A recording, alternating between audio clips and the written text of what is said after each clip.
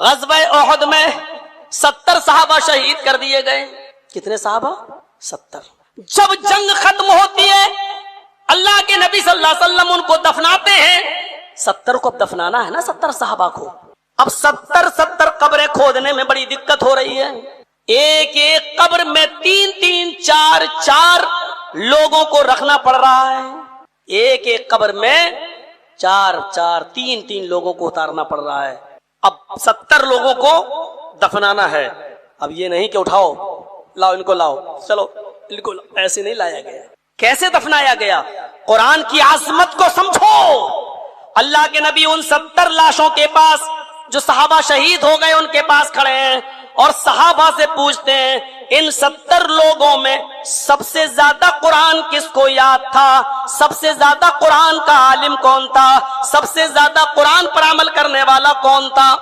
اشارہ ہوتا کہ فلاں اس نے قرآن سب سے زیادہ پڑھتا تھا، سب سے زیادہ اس کی تلاوت کرتا تھا، اس پر عمل کرتا تھا. آپ کہتے تھے اٹھاؤ اس کو. سب سے پہلے اس کو اٹھایا جاتا پھر قبر میں اتارا جاتا. پھر آپ کہتے اس کے بعد قرآن کس کو سب سے زیادہ یاد تھا؟ اشارہ ہوتا فلاں کو. پھر اس کو اٹھایا جاتا قبر میں اتارا جاتا. میرے بھائیوں اس ترتیب سے اتارا گیا کہ قرآن پر عمل کرنے والا کون تھا، قرآن پر سب سے زیادہ عمل کرنے والا اور اس کی تلاوت کرنے والا کون تھا. جس کو سب سے زیادہ قرآن پر عمل ہوتا اور جو تلاوت کرتا اس کو سب سے پہلے قبر میں اتارا جاتا.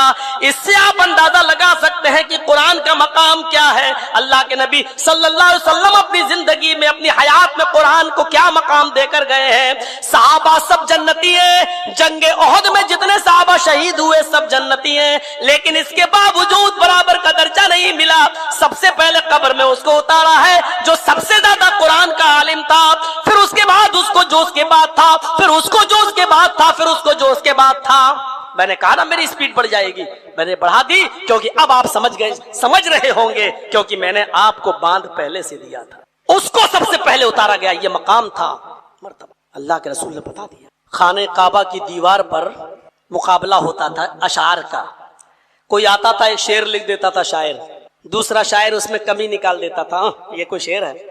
اور جس شاعر کے شعر میں کوئی کمی نہیں نکال پاتا تھا اس کو سب سے بڑا ایوارڈ ملتا تھا عرب کے اندر. ایک بار حسان ابن ثابت بھی گھس گئے خانہ کعبہ میں اور گھسنے کے بعد وہاں یہ 3 لائنیں لکھائے. کسی کو پتہ نہیں یہ قرآن ہے. یہ 3 لائنیں لکھائے اِنَّا آتَيْنَاكَ الْكَوْثَرَ فَصَلِّ لِرَبِّكَ وَانْحَرْ إِنَّ شَانِئَكَ هُوَ الْأَبْتَرُ. اور نیچے لکھ دیا حسان بن ثابت، یعنی اوپر کے یہ شعر حسان بن ثابت کے ہیں. اب عرب کے لوگ بڑے بڑے دیکھ رہے ہیں یہ کیسا شعر ہے یار. 2 لائن کا ایک شعر ہوتا ہے اِنَّا آتَيْنَاكَ الْكَوْثَرَ فَصَلِّ لِرَبِّكَ وَانْحَرْ. چلو ایک شعر ہو گیا. اِنَّ شَانِئَكَ هُوَ الْأَبْتَرُ دوسری لائن کہاں گئی؟ ارے یار لائن پتہ نہیں کہاں گئی لیکن یار مطلب تو پورا ہو گیا. کمی نہیں نکل رہی. 1 دن ہو گیا، 2 دن ہو گیا، 3 دن ہو گیا، 4 دن ہو گیا لیکن کوئی بھی شاعر اس میں کمی نہیں نکال پا رہا ہے. اعلان ہو گیا لوگوں جب حسان بن ثابت کے اشعار میں کوئی کمی نہیں ہے تو اعلان کیا جا رہا ہے کل ان کو سب سے بڑا عرب کا ایوارڈ انہی کو دیا جائے گا. بڑا شاعر اٹھتا ہے کہتا ہے کہ نہیں 1 دن 1 رات کی مہلت اور دے دو، چلو میں اس میں کمی نکالتا ہوں. حسان بن ثابت نے کہا ٹھیک ہے لے لو. 1 دن کا اور ٹائم لے لیا گیا. دن بھر سوچتا رہا. اس نے کہا رات میں سوچوں گا، دماغ میں لگا. رات میں بھی سوچا کمی نکالوں لیکن جو بھی کمی نکالتا تھا اس میں خود پھنس جاتا تھا. کوئی کمی نہیں نکال پایا تو نیچے اپنی طرف سے ایک لائن لکھ دیا. صبح ہوا خانہ کعبہ کھلا، لوگوں کی بھیڑ لگی ہوئی ہے. کچھ پتا چلا بھائی کچھ کمی نکلی؟ اس آدمی نے دروازہ کھول کے کہا کہ ہاں 1 لائن کی کمی تھی وہ میں نے نیچے لکھ دی. 2 لائن کا ایک شعر ہوتا ہے. حسان بن ثابت کی 3 لائنیں تھی یعنی 1 شعر تو پورا تھا اور 1 آدھا تھا.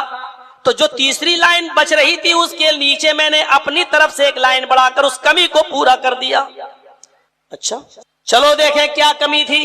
لوگ اندر گھستے ہیں کیا دیکھتے ہیں کہ اس نے 3 لائنوں کو ٹچ نہیں کیا.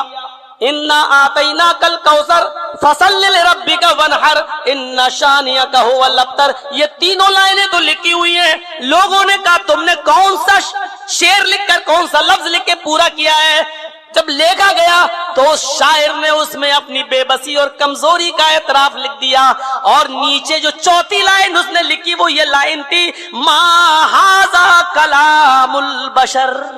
اس کا یہ آخری لائن بھی رے پر ختم ہوئی، انا اعطیناک الکوثر، رے آ رہا ہے نا، فصل لربک وانحر، رے آ رہا ہے نا، ان شانئک ھو الابتر، رے آ رہا ہے نا۔ تو اس نے چوتھی لائن جو لکھی وہ نیچے کیا لکھ دی، ما ھذا کلام البشر۔ یہ اوپر کی جو تینوں لائنیں حسان ابن ثابت نے لکھی ہے اور کہا یہ میرا شعر ہے، جھوٹ بول رہے ہیں حسان بن ثابت، میرا اعتراف ہے یہ اوپر کی تینوں لائنیں کسی انسان کا کلام ہو ہی نہیں سکتا، ما ھذا کلام البشر۔ چاچا کہاں جا رہے ہیں؟ پیشاب کرنا ہے؟ ہم تو سمجھے چاچی پاس جا رہے ہیں، وہ تو سو گئی ہوں گی اس عمر میں بیچارے۔ بتائیے، ما ھذا کلام البشر، چوتھی لائن لکھ کر اعتراف کیا ہے کہ یہ اوپر والی لائنیں کسی انسان کا کلام ہو ہی نہیں سکتا۔ حسان بن ثابت کو ایوارڈ کیوں دیا جائے جب یہ ان کا کلام ہی نہیں ہے؟ اوپر والی آیت، یہ جو لائنیں ہیں کسی انسان کا کلام ہو ہی نہیں سکتا۔ حضرت حسان بن ثابت ہنستے ہوئے اٹھتے ہیں اور کہتے ہیں صدقتا، تم نے بالکل سچ فرمایا، اوپر والی تینوں لائنیں ہم نے نہیں لکھی ہیں، لیکن تمہیں سمجھانے کے لیے میرے پاس اور کوئی طریقہ ہی نہیں تھا۔ اگر میں یہ کہتا کہ یہ اللہ کی طرف سے اترا تو تم یہ کہتے اس کو محمد اور ان کے ساتھیوں نے بنا ڈالا ہے، تو تم یہ کہتے۔ اب تم نے خود ہی اعتراف کر لیا ما ھذا کلام البشر، تو ہاں یہ صحیح ہے، یہ ہم نے نہیں بنایا اور یہ کسی انسان کا کلام ہو ہی نہیں سکتا۔ تنزیل من رب العالمین، یہ اوپر کی تینوں آیتیں اللہ رب العالمین کی طرف سے نازل کی گئی ہیں۔ میرے بھائیوں، یہ قرآن کا اعجاز ہے، یہ قرآن کا مقام و مرتبہ ہے۔ میں بہت آگے کی طرف چلا گیا، تھوڑا سا ادھر بھی آ جائیے، دوسری چیز، نہیں تو ایک ہی چیز پہ پوری بات ختم ہو جائے گی۔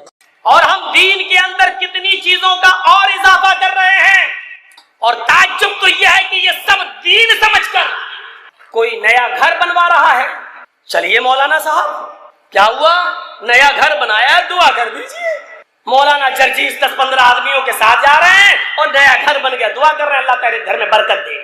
اب اس گھر میں ٹی وی چلے گی، اسٹار پلس چلے گا، ناٹک دیکھا جائے گا، ساس بھی کبھی بہو تھی نا، صحیح ہے نا، بہو بھی کبھی ساس بھی کبھی بہو تھی، ہاں یہ سب چلے گا اس میں سیریل۔ لیکن مولانا صاحب کی دعا پہلے ہو گئی ہے، اب اس سیریل چاہے کتنے چلتے رہے کوئی فرق نہیں پڑے گا۔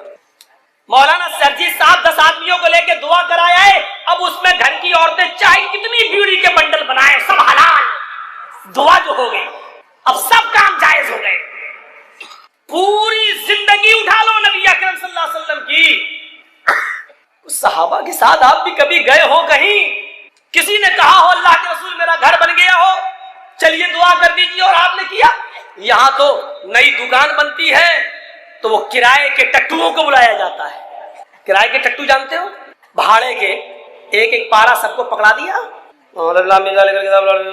کچھ لوگوں کو تو میں نے ایسے دیکھا ہے، ایسے، اب آپ یہ مت کہنا مولانا آپ نے کیسے دیکھا، آپ بھی گئے تھے کیا؟ آپ لوگ بہت عقل مند ہیں، بہت عقل مند ہیں۔ میں نے دیکھا، اس کا مطلب یہ نہیں کہ میں نے پڑھا، دیکھ رہا ہم دھیرے دھیرے پڑھ پا رہے، کوئی آگے 3-4 پنے الٹ دیے، قرآن خوانی ہو رہی ہے۔ اب آپ کہو گے مولانا صاحب قرآن ہی تو پڑھا جا رہا ہے، اس میں برائی کیا ہے؟ پھر وہی بات، پھر آپ وہی کہہ رہے ہیں کہ اس میں برائی کیا ہے۔ میں نہیں کہہ رہا ہوں کہ کوئی برائی ہے، لیکن میں یہ کہہ رہا ہوں کیا یہ عمل جناب محمد رسول اللہ اور آپ کے صحابہ سے ثابت ہے؟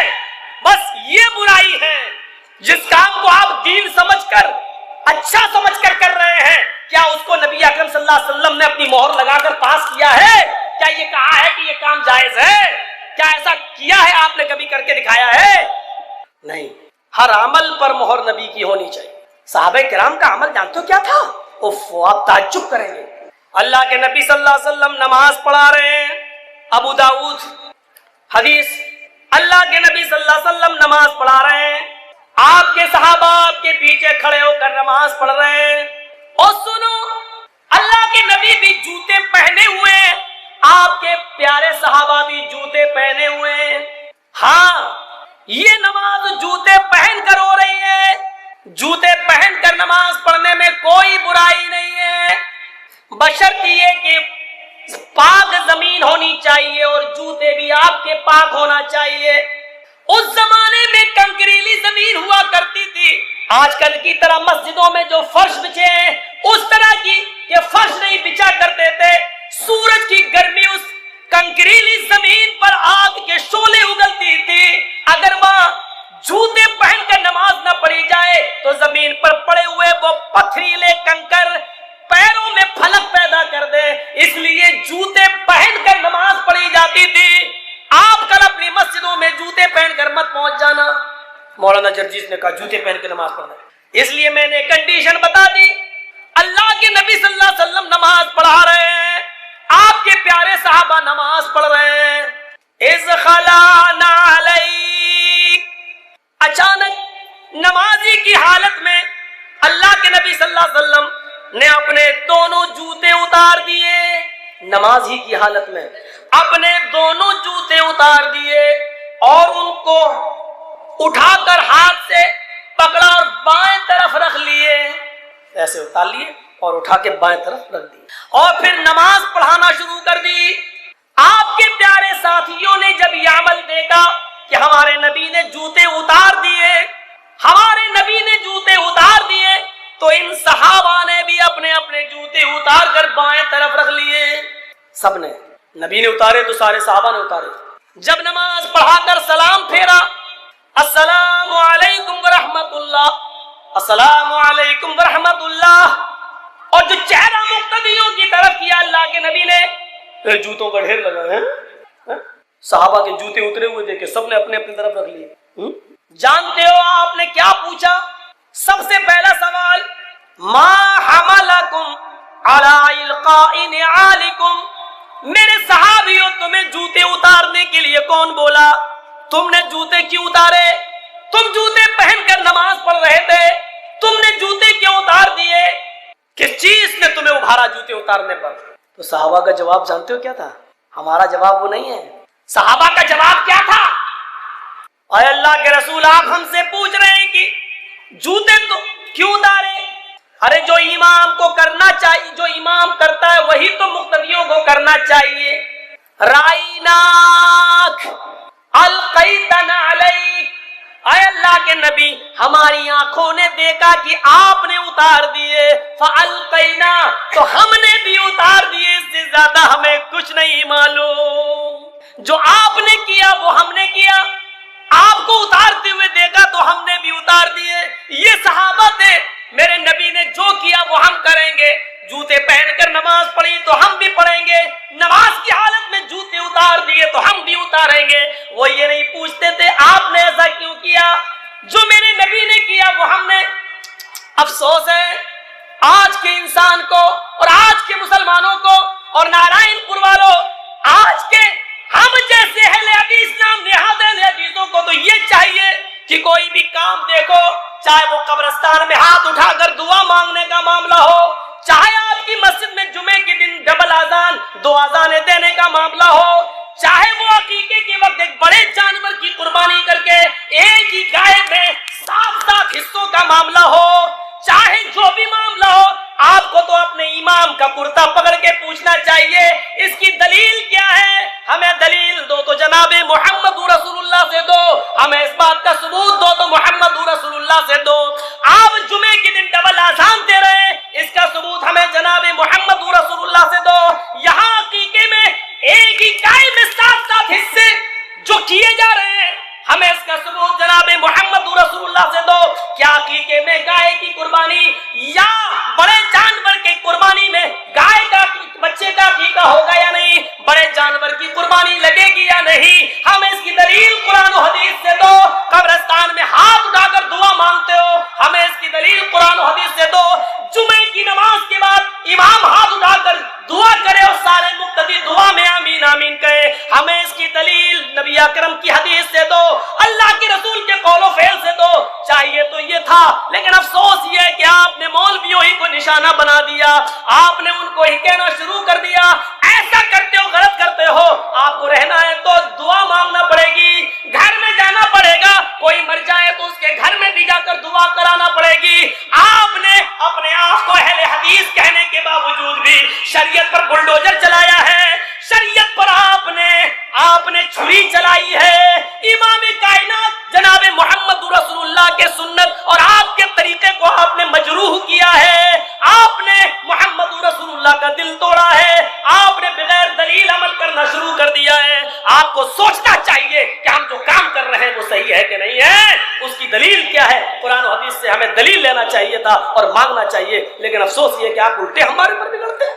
صحابہ کا سیدھا جواب کیا تھا؟ ہم نے آپ کو جوتے اتارتے ہوئے دیکھا تو ہم نے بھی اتار دیے۔ اس کے بعد نبی کا جواب کیا تھا؟ آپ نے فرمایا سنو، میں نے جوتے کیوں اتارے؟